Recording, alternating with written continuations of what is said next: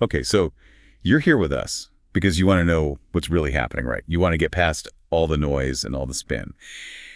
And today we're doing a deep dive into two stories that on the surface might seem like they're separate. But when you look a little closer, they're actually very intertwined. We're going to be talking about the Trump administration's recent string of losses in court. And then the whole thing that's erupted around presidential pardons and this thing called an Autopen. Right, exactly.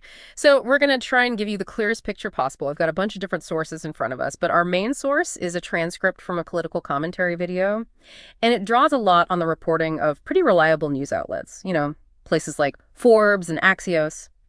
But crucially, we're also going right to the source, looking at information on official government websites, in particular the Department of Justice website. All right, so the mission today is pretty simple. What were these legal defeats all about? What's the truth behind all this Autopen controversy? And why should you, as someone trying to stay informed, care about any of this? So let's start with the court losses. It sounds like the administration has hit a bit of a rough patch in the legal system. Yeah, you could say that. It's definitely been a tough time for them in the courts.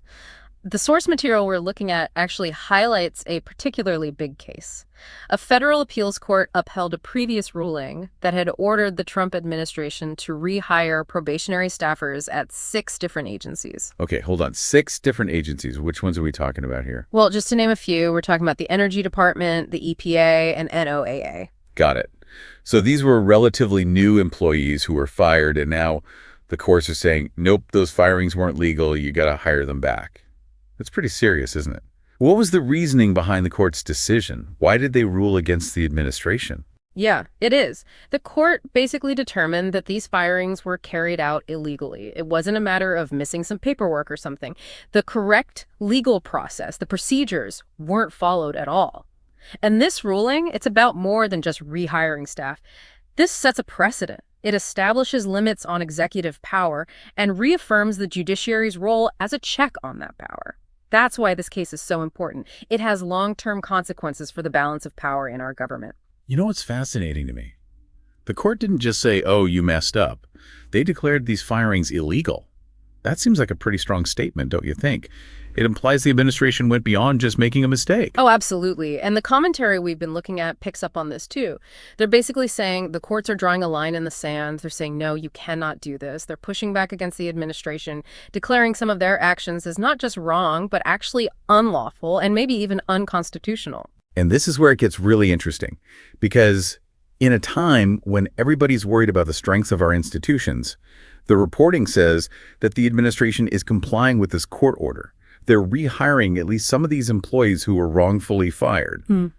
That's a pretty big deal when you think about it, especially with all the concerns we hear about, possible constitutional crises and everything. It is. It really is. In the midst of all that worry about whether the government will respect the courts, this compliance is huge. It suggests that even when there's major disagreement, the administration is, at least in this case, saying, okay, we hear you, judiciary, we'll follow your decision. But it also makes you wonder, how could this kind of blatant violation happen across multiple agencies in the first place? I mean, it really makes you question how well the administration understands its own rules for personnel. All right, so the administration takes this hit in the courts. They're ordered to rehire staff. And then seemingly out of nowhere, we get this whole Autopen thing. How did that even become part of the conversation? Well, the source material we're looking at is pretty clear about how the Autopen discussion came about. It seems like a classic case of trying to change the subject. When you've got some bad news to deal with, sometimes the best strategy is to redirect everyone's attention. So in this case, the focus shifts to presidential pardons and this idea that they might be invalid because of how they were signed.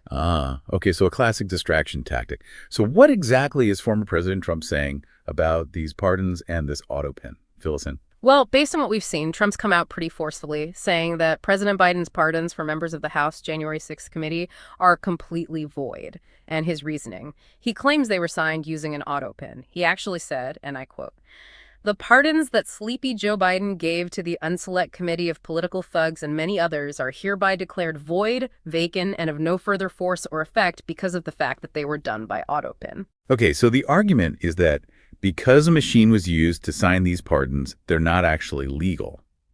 That doesn't sound very convincing, does it?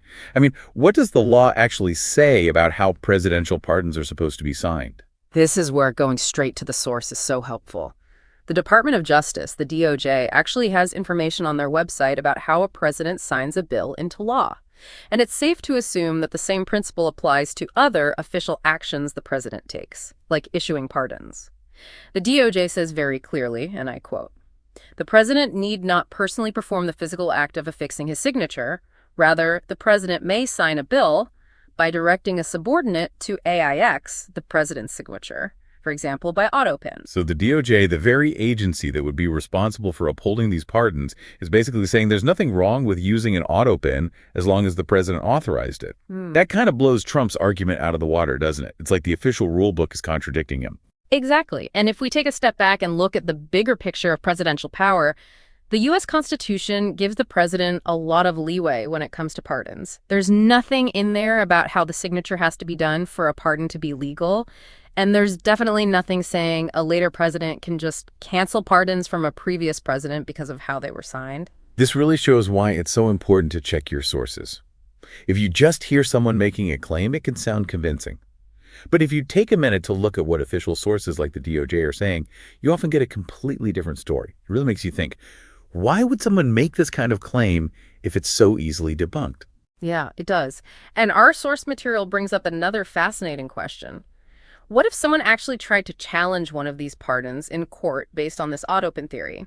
Let's say someone who was pardoned gets indicted anyway because someone argues the pardon wasn't valid.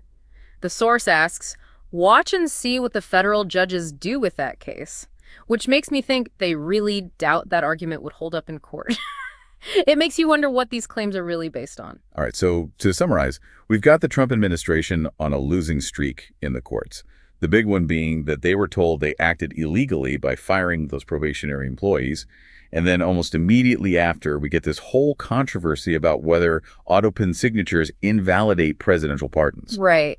And the key takeaway here is that these Autopen claims fall apart when you look at how the law actually works. The Constitution gives the president a lot of power to issue pardons, and using an Autopen, if the president says so, is a completely legal way to sign them. The DOJ is clear about that.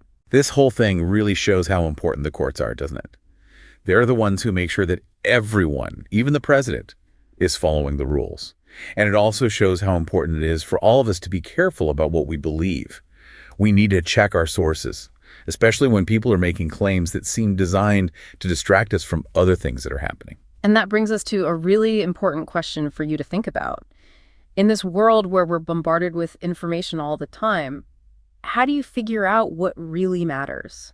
How do you focus on the stuff that has real meaning and impact and not get caught up in distractions and false claims? I think the most important skill is learning to question things and to check the information you're getting against reliable primary sources. That's absolutely essential for navigating the crazy world of information we live in today. Couldn't have said it better myself. Thanks for joining us on this deep dive. Of course, it was my pleasure. Until next time, stay informed out there. And stay curious.